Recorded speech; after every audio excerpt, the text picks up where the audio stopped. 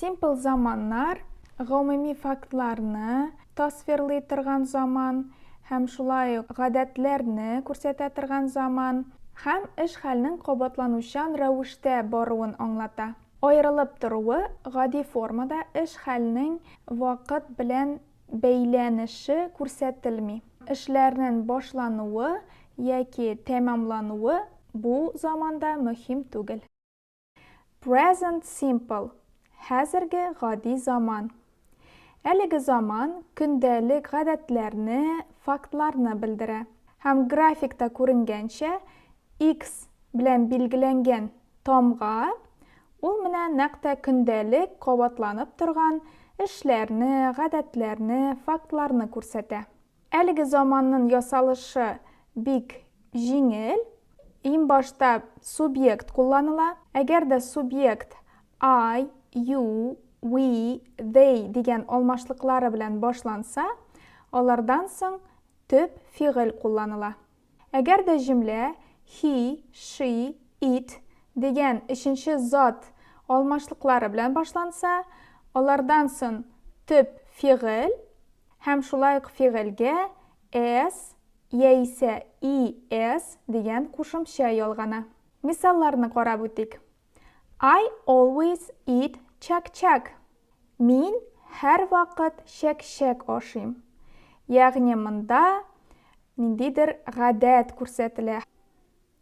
I ул безнең субъект, it ул фигыль, төп фигыль, һәм always дигән сүз һәр вакыт ул безнең шулай ук present simple-да кулланыла торган ярдәмче сүзләр.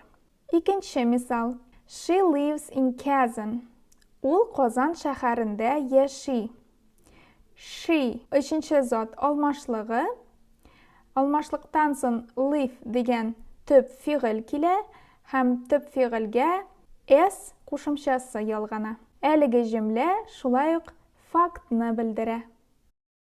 Past simple – үткән гади заман. Һәм әлеге заман үткәндә тәмамланган эшләрне белдерә. Графикка караганча, X белән билгеләнгән тамга үткән заманда тора һәм эш ул тәмамланган. Past simple-ның ясалышы иң башта субъект килә, аннары төп фигыль. Әгәр дә төп фигыль регуляр яисә дөрес булса, ул фигыльгә ed дигән кушымча ялгана. Әгәр дә фигыль иррегуляр, ягъни дөрес булмаса, без махсус таблицаны карыйбыз һәм ул таблицадан үткән заман формасын табабыз. Мәсәлән, I visited Kazan yesterday.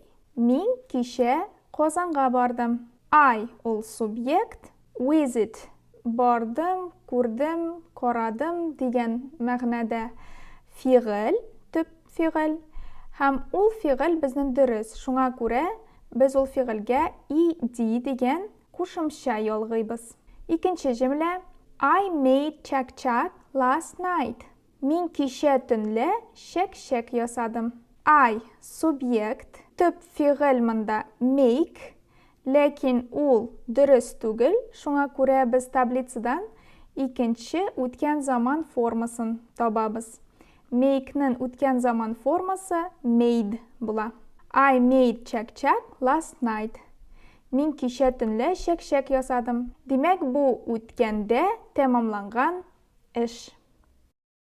Future simple – киләчәк гади заман. Әлеге заман киләчәк эшләр һәм планнар турында сөйли. Графикка караганча, X тамгасы белән без киләчәктә ниндидер эшне, планны билгелибез. Future simple-ның ясалышы җиңел.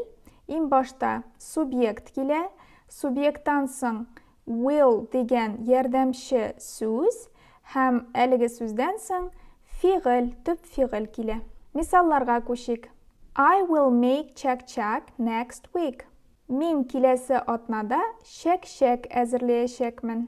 I димәк ул субъект, will ярдәмче сүз һәм make безнең төп фигыль.